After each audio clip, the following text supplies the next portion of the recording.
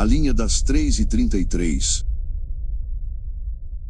Meu nome é Gabriel Costa, tenho 34 anos, trabalho como segurança noturno nas linhas subterrâneas do metrô de São Paulo. Eu não sou do tipo que acredita em lendas urbanas. Nunca liguei para a história de alma penada, túnel assombrado, essas coisas. Até o dia em que eu vi o trem. E agora, eu não sei mais se estou vivo ou se só continuo me movendo por inércia. Tudo começou em 28 de abril de 2025, quando fui transferido para o turno da estação Mário Veloso, uma das mais antigas e esquecidas da rede, localizada entre duas estações desativadas, com acesso restrito ao público desde 2003, por reformas técnicas. A real é que ela foi fechada depois de uma tragédia nunca explicada. Um trem saiu dos trilhos e desapareceu com todos os passageiros. Nunca foi encontrado. Oficialmente, foi removido e levado para um depósito. Mas todo mundo no sistema sabe. Aquele trem nunca chegou em lugar nenhum. Cheguei ao plantão às 22 horas. A estação estava vazia como sempre. Nem mendigo dorme ali. O lugar tem um cheiro de umidade velha e as luzes tremem sem parar, como se algo pulsasse por trás das paredes. Às 3 da manhã, comecei minha ronda pelo corredor sul. A iluminação já havia oscilado 2 vezes naquela noite e o radiocomunicador captava ruídos mesmo sem ninguém do outro lado. Então vi. No painel de monitoramento, uma luz se acendeu na linha 6, aquela que oficialmente foi selada. Trem em aproximação, linha 6, plataforma 1. Olhei fixamente. Pensei que fosse erro do sistema, mas a luz piscava como se alguém realmente estivesse chegando. Desci até a plataforma sozinho. O relógio da parede estava travado em 3h32. Meu relógio de pulso também. Um frio me invadiu, como se o ar tivesse apodrecido. E então, o trem chegou. Sem som, sem vento, sem movimento. Ele simplesmente estava ali, parado na plataforma, onde segundos antes não havia nada. Tinha um modelo antigo da década de 70, com pintura desbotada e janelas escuras demais para ver o interior. Nenhuma luz acesa, nenhum ruído de motor, nenhuma identificação visível. Eu deveria ter ido embora, mas eu subi. As portas se abriram com um chiado seco. O interior estava escuro e com cheiro de ferrugem úmida. Luzes apagadas, assentos rasgados. Havia casacos jogados, jornais antigos, uma bolsa de senhora com remédios vencidos. Tudo como se os passageiros tivessem desaparecido no meio da viagem. Entrei até o segundo vagão. Foi quando notei que as janelas não refletiam nada, nem eu, nem o interior. Apenas escuridão líquida. E então, o trem fechou as portas sozinho. O rádio no meu bolso soltou um ruído cortante. Você entrou. Agora não há mais estações. A voz era a minha, mas distorcida, como se eu estivesse ouvindo a mim mesmo, mas depois de algo irreversível. O trem começou a andar, mas não havia barulho de trilhos, nem movimento. Apenas uma sensação de que o mundo ao redor estava sendo apagado. O painel eletrônico dentro do vagão acendeu por 1 segundo e mostrou: próxima parada, 333. Meus dedos tremiam. Tentei abrir a porta. Nada. Tentei quebrar o vidro. Nem trincou. O rádio tocou de novo. Quantas almas cabem num trem que não para? E então, as luzes acenderam. Por 1 segundo, havia passageiros. Todos imóveis, cabeças abaixadas, uns com roupas rasgadas, outros com uniformes antigos da rede de metrô, alguns vestindo roupas de outra época, todos pálidos e todos mortos. O homem sentado à minha frente levantou o rosto. Seus olhos estavam costurados com arame e ele sussurrou: a gente só queria chegar no trabalho. E agora, você também faz parte. Não lembro quanto tempo passou. Mas o trem parou de novo. A porta se abriu em uma estação que não existia. A placa dizia: Estação Terminal, nunca retorna. O ar ali era espesso como fumaça de velório. Corredores infinitos, todos iguais, e em cada canto, vultos observando. Tentei correr, me perdi. Corri por quilômetros, desci escadas que levavam a mais escadas. Vi outras pessoas, todas com fardas da segurança do metrô, todas perdidas, todas presas. Alguns falavam sozinhos, outros choravam. Um deles arrancava os próprios dentes e os colocava no trilho, como se fosse parte de um ritual. Um outro, deitado no chão, repetia: "Ele vem no terceiro vagão. Nunca entre no terceiro, nunca entre." Mas eu já tinha entrado. Agora, não sei mais quanto tempo faz. O relógio ainda marca 3h33. O trem continua voltando à estação Mário Veloso todas as madrugadas. Eu fico escondido no segundo vagão, vendo quem entra. Às vezes é outro segurança, às vezes é um curioso. Todos achando que estão vendo um trem antigo sendo testado. Todos achando que têm escolha. Ninguém nunca desce. Eu não consigo mais sair. Se você trabalha no metrô ou conhece alguém que trabalha, não vá até a Mário Veloso. Não siga ruídos nas câmeras. E pelo amor de tudo que ainda respira, nunca entre em um trem que chega sozinho. Porque às 3h33 da manhã, ele sempre volta. E está sempre esperando por mais um passageiro. Quarto 206. Me chamo Lucas Montenegro, tenho 28 anos e por 2 anos trabalhei como atendente noturno no Motel Luar do Oeste, na saída da BR-060, perto de Rio Verde, Goiás. Era um lugar comum, decadente, com cheiro de cigarro e paredes mofadas, mas barato. E isso bastava para manter a clientela. O que ninguém sabia é que nem todos os hóspedes que entravam saíam. Quando fui contratado, o gerente me alertou sobre um detalhe simples. Se o sistema travar, anote os dados no caderno vermelho. Se um hóspede não quiser dar nome, tudo bem. E, acima de tudo, nunca tente acessar os dados do quarto 206. Na época, achei que fosse apenas uma regra interna para manter a privacidade de algum cliente importante.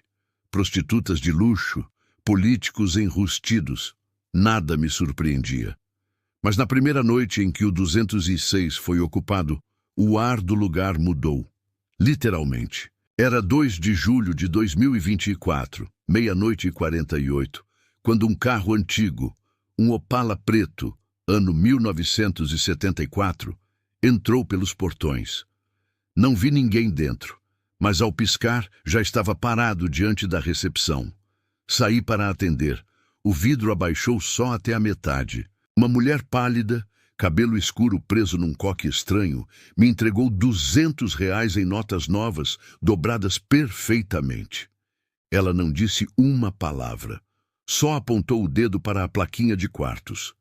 Eu hesitei, mas o sistema travou sozinho, como se tivesse sido desligado. Anotei no caderno, entrada 00h48, carro, Opala preto, nome, quarto, 206. Entreguei a chave e ela entrou, sem olhar para mim, sem piscar, sem fazer som algum. Às 2h26 fui checar as câmeras, todas funcionavam, exceto uma. A do corredor que leva ao 206. Ela mostrava apenas uma tela cinza com um ruído quase imperceptível. Tentei reiniciar o sistema, mas o botão de reinicialização se partiu na minha mão. Nunca vi isso acontecer. Peguei meu caderno e decidi revisar entradas. Foi quando percebi algo estranho. As páginas que eu mesmo havia escrito estavam em branco. Somente a linha do quarto 206 permanecia. Mas o nome estava preenchido agora, com caligrafia antiga e irregular. Valentina Amaral, não incomodar. Me arrepiei. Eu não tinha escrito aquilo. Subi para verificar pessoalmente. O corredor até o 206 parecia maior do que o normal. O chão parecia absorver meus passos. As luzes do teto oscilavam, criando zonas de escuridão intermitente. Quando cheguei à porta, senti o ar mais gelado. Umidade escorria pela fechadura. Bati. Nenhuma resposta. Coloquei o ouvido na madeira e ouvi o som de passos andando no teto. Voltei rápido para a recepção. Liguei o rádio local, deixei o som ligado. Mas às 3h33 da manhã, a energia do painel caiu completamente. O motel mergulhou numa escuridão total. Só o rádio continuava ligado, e dele começou a sair uma voz, metálica e errada, como de alguém que fala com a garganta aberta. Quarto 206. O véu se rompe. O ciclo recomeça. Abra a porta. Abra. O rádio explodiu. Literalmente. Estilhaços voaram e cortaram meu braço. Subi correndo. Quando cheguei na porta do 206, ela já estava aberta. O interior era inexplicável. Não parecia mais um quarto. As paredes estavam cobertas de espelhos rachados. O chão tinha marcas circulares queimadas. E no centro havia uma poltrona giratória, de frente para a parede, como se alguém estivesse assistindo algo invisível. Havia marcas de mãos por todo o teto, mãos pequenas, mãos humanas, e então a porta se fechou atrás de mim. Ouvi passos, não pelo chão, mas pelas paredes. A luz acendeu sozinha.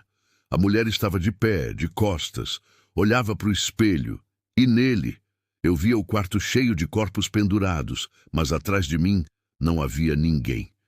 Ela virou o rosto devagar, mas não tinha olhos. Só duas cavidades fundas e escorrendo algo escuro, como se os olhos tivessem derretido de dentro para fora. Ela abriu a boca e falou com uma voz que não vinha do peito. Agora você cuida, agora você fica. Apaguei. Acordei na recepção, sozinho. O relógio marcava 6 da manhã, mas meu celular dizia que era 5 de julho. Haviam passado 3 dias. Fui até o sistema. Nada registrado. Nenhum hóspede, nenhum pagamento, nenhum carro. O quarto 206 não constava como existente. Perguntei ao gerente. Ele apenas me olhou e disse: eu te avisei, quem entra no 206 não volta inteiro.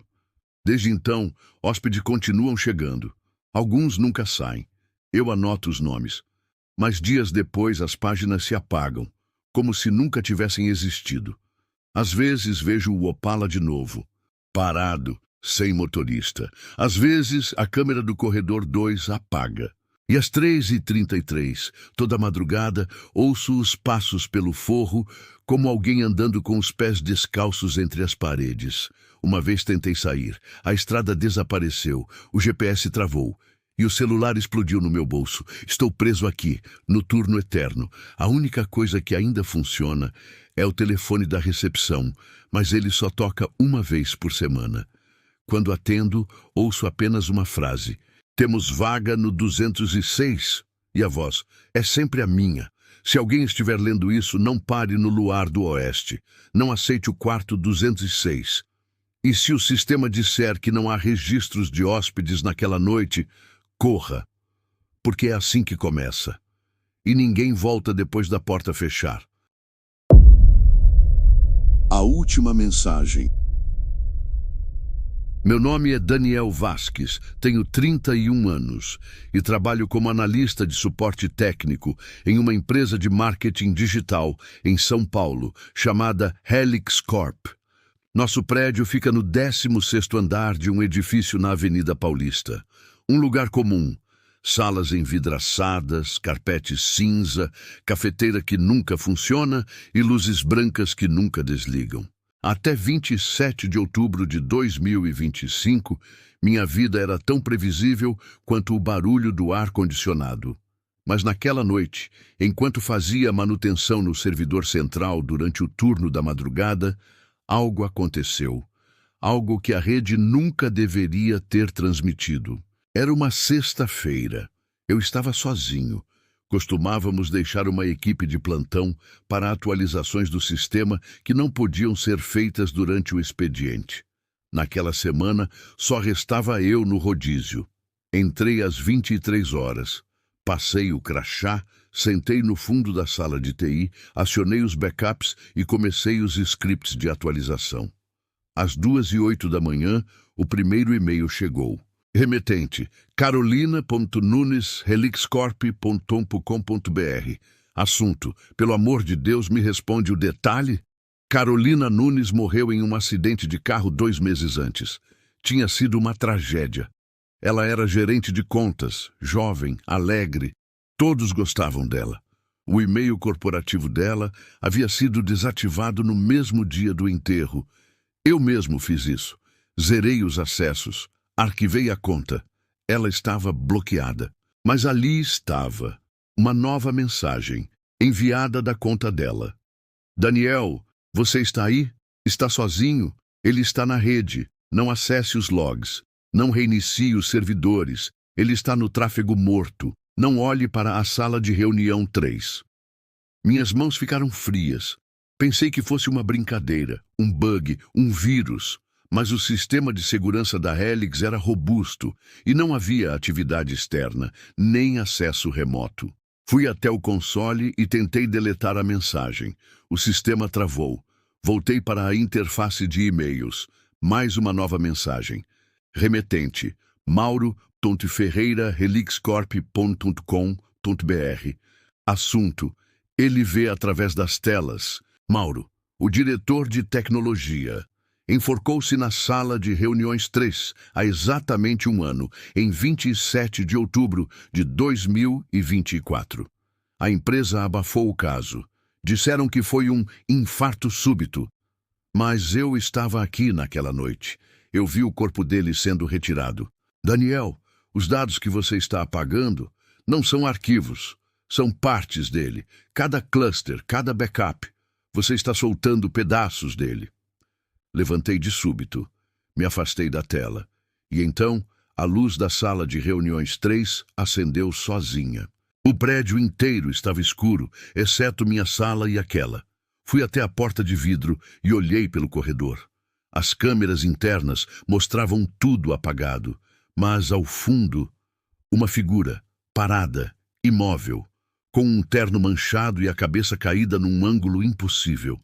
A sala de reuniões 3 estava aberta. As cortinas de vidro tremiam, embora não houvesse vento. Pisquei. A figura não estava mais lá. Voltei para minha estação. O servidor reiniciava automaticamente, sem meu comando. Mais 5 e-mails chegaram em sequência, de ex-funcionários mortos. Alguns por suicídio, outros por causas inexplicadas. Todos os nomes esquecidos, mas todos ali, com endereços ativos. Endereços que não deveriam mais existir. Você está atualizando o ciclo. Ele se alimenta da redundância. Olhe para o roteador. Veja o que pulsa atrás da rede. Estamos aqui, mas ele está abaixo. A energia caiu. O gerador de emergência ligou sozinho. O sistema de segurança fechou todas as portas com travas magnéticas. Eu estava preso. O monitor principal da central de TI ligou sozinho.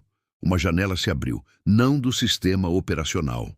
Era uma interface de texto preto, como terminal, com fonte digital irregular.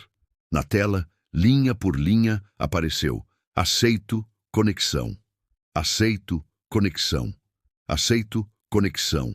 Milhares de vezes. E então, Daniel.Vasquez conectado. Terminal de carne detectado. Upload iniciado. Tentei desligar o computador. Puxei o cabo. Cortei a energia da estação. Nada parava aquilo. Na tela, minha foto do crachá apareceu, mas com os olhos riscados, a boca deslocada como um glitch humano. Abaixo, apenas, estamos te reescrevendo. Fui até a sala de reuniões 3. O instinto me empurrava, a mente gritava para fugir, mas as pernas se moviam sozinhas. A porta estava entreaberta. Dentro, o projetor da parede ligado. Na tela, minhas imagens de segurança dos últimos 2 anos. Eu sempre sozinho. Mas em todas elas, há algo atrás de mim. Algo escuro, alto, com os braços longos demais. Observando, sempre em segundo plano, sempre nas sombras. Eu nunca estive sozinho. As mensagens não paravam de chegar. Você é o novo ponto de entrada. A rede nos guarda. Os mortos são os primeiros nós. Às 13h33 da manhã, todos os monitores da empresa se acenderam ao mesmo tempo. Nenhum computador estava ligado, mas todos mostravam o mesmo aviso: Helix, ciclo restaurado, corpo arquivo sincronizado. As luzes explodiram. O som que encheu o prédio era como um módem discando, mas em frequência alta demais, como se invadisse o crânio. Desmaiei. Acordei às 5 da manhã, trancado na sala de segurança. Os e-mails haviam sumido, todos. Os logs estavam zerados. Nenhuma câmera gravou nada. Fui até a recepção. O porteiro me olhou assustado e disse: "Você subiu ontem à noite?" "Como? Ninguém passou pela catraca, nem você." Fui até o meu carro. No banco do passageiro, uma folha impressa. Relatório final. Daniel Vasques, obsolescente desde 27/10/2025. Eu nunca fui embora. Agora, cada vez que sento em frente a um monitor, sinto olhos atrás de mim. Toda rede carrega alguém que se esconde no tráfego morto. Os e-mails ainda chegam, um por dia, sempre à mesma hora. Hoje recebi um novo. Assunto: nova vaga em TI disponível. Remetente: danielvasqueselixcorp.com.br. E em anexo, meu próprio atestado de óbito. Se estiver lendo isso numa tela, cuidado com o que vem por trás. A rede não esquece os corpos que ela arquivou. E você pode ser o próximo terminal de carne. Corredor 6. Meu nome é Eduardo Meirelles. Tenho 42 anos e trabalho como segurança noturno no Shopping Estação Norte, em Belo Horizonte. O shopping é grande, moderno, cheio de luz e música durante o dia. Mas quando o último cliente vai embora e as luzes baixam, ele vira outra coisa. Um eco sem alma, um corpo oco. E à noite, ele respira diferente. Minha rotina era simples.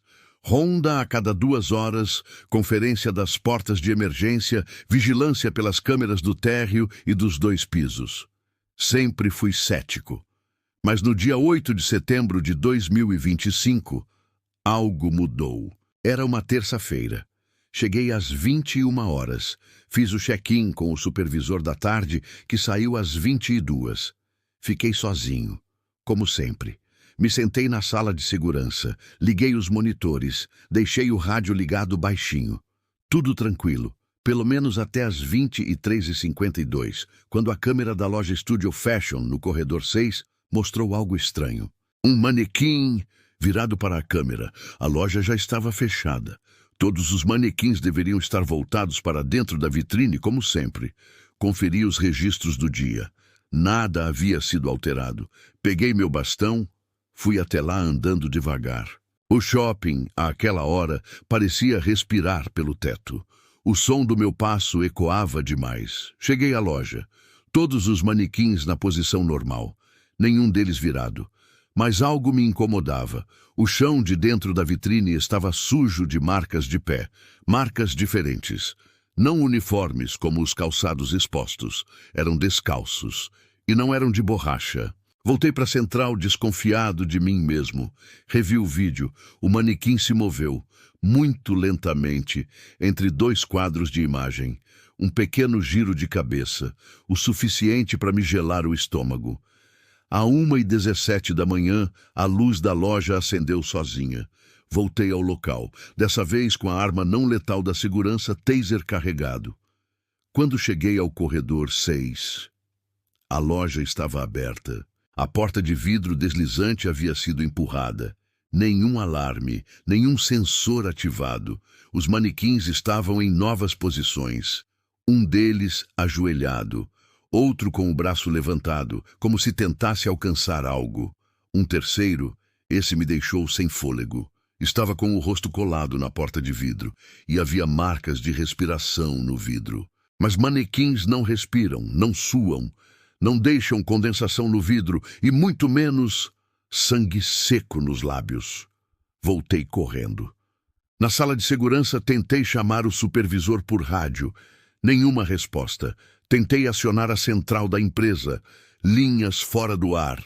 O sistema interno também falhava. Arquivos de vídeo começaram a se apagar sozinhos. Fui até a prateleira buscar as fitas do dia anterior, todas em branco, como se nada tivesse sido gravado. Às 2h04 da manhã, o alarme da loja de brinquedos soou. Corredor 4. Corri até lá. A loja estava trancada. Nenhum sinal de invasão. Mas os brinquedos estavam todos virados para a entrada. Bonecas, soldados, pelúcias. E bem no centro, um manequim da Studio Fashion, vestido com as roupas da loja, imóvel, mas agora com mãos humanas costuradas nos braços. Voltei tremendo. Câmeras piscavam. Os manequins agora apareciam em outros corredores, sozinhos, afastados da loja original. Comecei a notar um padrão. Eles só se moviam quando eu não estava olhando. Tapei os olhos por 20 segundos. Reabri. Um deles estava do lado de fora da sala de segurança, encarando o vidro. Tapei de novo. Reabri. Mais 2. Tapei. Reabri. Todos em círculo ao redor da sala. Cada um com uma pose diferente, como se me estudassem, como se testassem o que podiam fazer comigo. Às 4h26 da manhã, a energia principal caiu. Tudo mergulhou em breu. Só os monitores mantiveram-se ligados por bateria reserva, e foi aí que vi, em todas as câmeras, os manequins andando. Sim, andando. Em todas as lojas, todos juntos, em sincronia, formando um círculo no centro do piso térreo, como um culto, como uma celebração. No centro deles, um corpo humano. Era o segurança que eu substituí 2 meses antes, Luiz Henrique. Diziam que tinha pedido demissão, mas ali estava ele, nu, dobrado em posição fetal e ainda respirando. Corri até lá. Quando cheguei, o corpo havia sumido. No lugar, um manequim novo, com o rosto igual ao dele, mesmo corte de cabelo, mesmas tatuagens no braço. Ele me olhou. Sim, olhou. E sorriu com a boca costurada. Tentei sair do shopping. Todas as portas estavam trancadas, as saídas de incêndio seladas. O elevador desceu sozinho até o subsolo. Fui até o estacionamento, escuro, silencioso. Meu carro estava virado de cabeça para baixo. No capô, escrito com algo vermelho: "Você está entre nós." Desde então, todas as noites são iguais. Eles me observam, caminham, mudam de loja, se disfarçam, imitam gente. Eu vi um deles pegando um bebê de colo de uma loja infantil e o carregando para dentro do estoque. O bebê nunca foi encontrado. A polícia veio. Viram os vídeos? Todos em branco. Disseram que era estresse, insônia, que eu precisava de repouso. Fui afastado, mas agora eles aparecem em todos os lugares. No supermercado, na loja de roupas da esquina, um manequim sempre me observa, sempre com olhos quase vivos demais. E eu não sei mais quem está imóvel e quem finge estar. Se você estiver em um shopping e notar que um manequim parece estar olhando diretamente para você, não pisque, não vire as costas. E pelo amor de tudo, não ande por corredores vazios após o expediente. Porque às vezes o manequim não está parado, está esperando. Depósito 19. Meu nome é Caio Ramos, tenho 37 anos e trabalho como operador de empilhadeira em um centro de distribuição no interior de São Paulo, na cidade de Itupeva. O lugar se chama Centro Logístico Marfim, um galpão com mais de 15 mil metros quadrados. Operando 24 horas por dia. Trabalho no turno da madrugada, onde tudo é mais silencioso, mais lento e, como descobri há poucos meses, muito mais perigoso do que parece. Tudo começou no dia 25 de outubro de 2025, por volta das 2h15 da manhã. Eu havia acabado de reorganizar as prateleiras do bloco C quando percebi uma caixa que não estava no inventário do sistema. Era uma caixa de madeira escura, mais velha do que qualquer outro padrão do centro. No lugar da etiqueta digital que usamos, ela trazia uma folha de papel colada com fita preta, letras manuscritas. Remetente Alcides Bravin. Destino confidencial. Não abrir depósito 19. Meu sangue gelou. Alcides Bravin morreu em 2018. Ele era o antigo supervisor do depósito. Morreu ali mesmo, num acidente com uma empilhadeira, esmagado entre as prateleiras da seção D. Foi um trauma para todo mundo. Eu trabalhava em outro turno na época, mas lembro da comoção.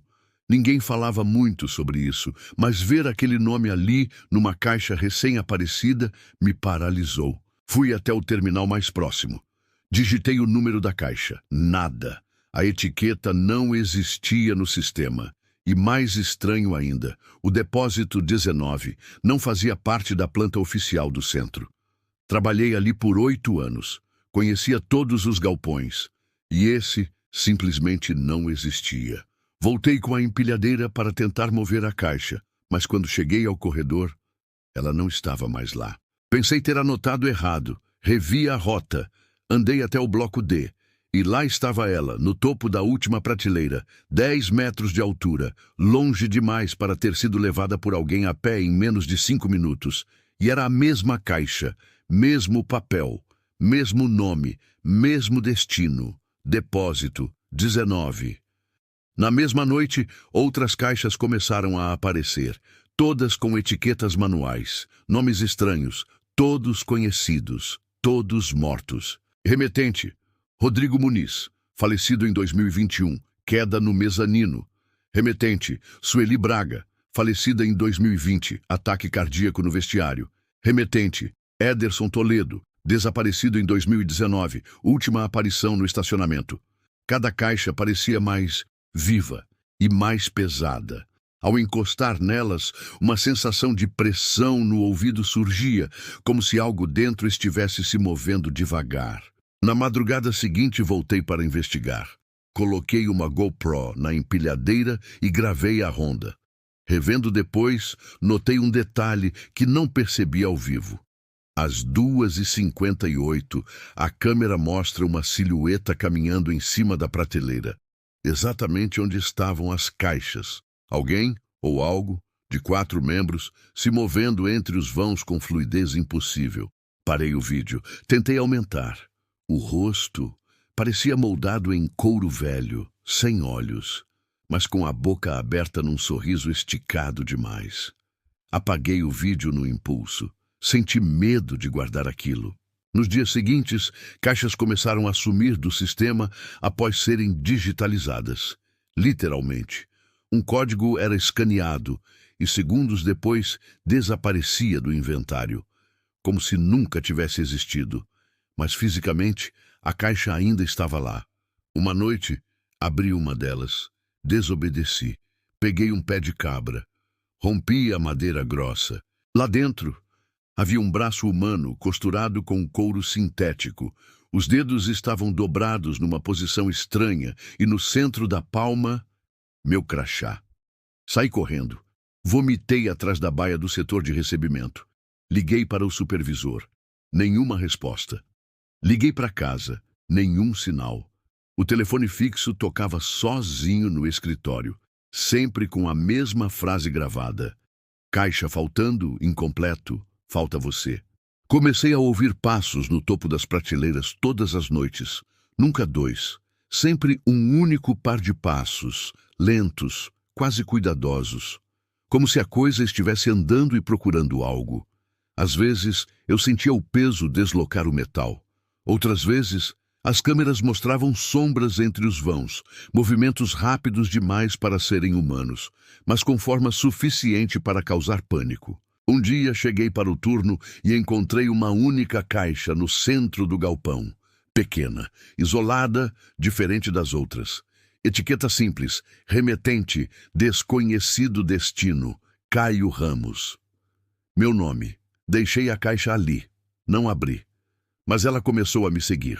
No turno seguinte, estava dentro do vestiário, depois no refeitório, depois no topo da empilhadeira.